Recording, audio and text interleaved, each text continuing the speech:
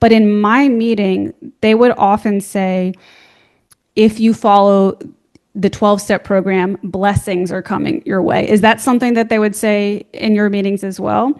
So I found this to be very destructive for me particularly. And I know it's not just for me. Like I said, I want to speak out about this stuff because I was talking, my boyfriend and I were going for a drive the other day, and he was telling me, he said, I have some friends in recovery that I found that after they were completed with the 12-step program, they weren't really set up for real life.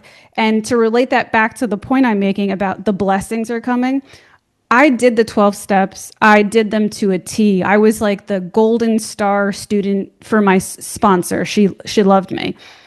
After I was done with the 12-step program, my life was in shambles, and not related to any addiction reasons, because I just had an unexpected health issue that was and it led to serious financial consequences. It led to chronic pain. So for me, I was like, well, what the hell? I was told that if like everybody in my meeting was like, I'm living my dream career. I have my dream husband. You don't understand. If you follow the 12 steps, the higher power will take care of you and the blessings are coming. And I'm like, where the fuck are my blessings? Because I was in one of the lowest places. And I actually think it's not, I don't know. I'm like arguing with myself in my head. I'm like, maybe it's good to have a higher power of some kind to get you through hard times.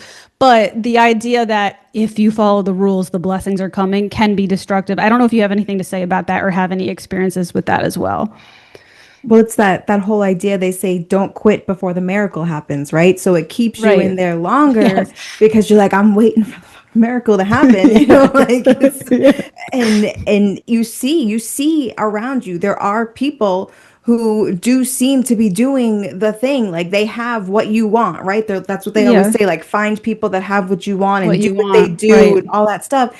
And it's like I'm doing it, and even though I'm not feeling it, I'm literally told to fake it, so I'm just gonna keep on faking it with my little car full of sponsees, smoking our cigarettes on our way to the meeting, and like I dropped these, I used to call them my spiritual bombs in the meeting because I could talk the talk, the big book talk, and talk this, do the shares, and then get the recognition at that was a good share. Like that was what I was living for at that moment because I had nothing else, and it was just like waiting, being like, eventually, I've got to feel something, I've got to feel better. But I wasn't feeling better because my issues weren't my substance use disorder. My issue wasn't my, shooting heroin. Like, yes, that became the problem, right? But that's not what my actual issue is. But the whole program is just focused on really your use. They say it's about your internal stuff, but it all comes down to your identity of the quote unquote addict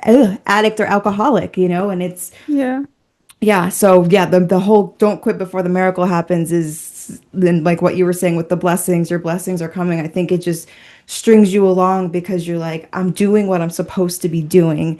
Eventually it's going to come for me. Everyone's telling me it's coming. I'm going to keep on doing what I'm supposed to do because this is, you think that's all you got. Like, what are your alternatives? Jails, institutions, and death, like all that whole spiel. So it's, it's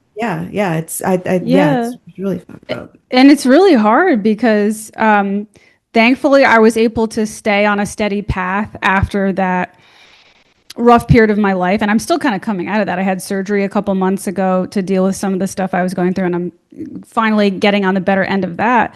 Good. But it was really hard, and I could see if I was in mentally I was in an okay place at this time, but I could see that if I had been in a more vulnerable state of mind during all this, that how I could have fallen backwards, and I would have been like, fuck it, I could have been like, fuck it. Well, higher power didn't take care of me. So obviously this isn't working, So some of the best advice that I've gotten that has actually helped me push through times like that is that the only thing that's really certain in life is that suffering is going to happen. So I think in my opinion, that's much more useful advice to deal with the world than be a good girl and the blessings will come, like Santa will come with your presents if you're a nice little girl. Like, I think just saying the truth that like, hey, hard times are coming is a lot more useful, Yeah, for sure.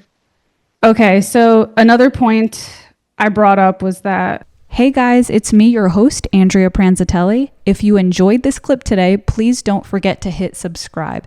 It is my dream to become a full-time podcaster, and your support helps more than you could possibly know. So again, hit that subscribe button to help me keep the momentum going on this channel.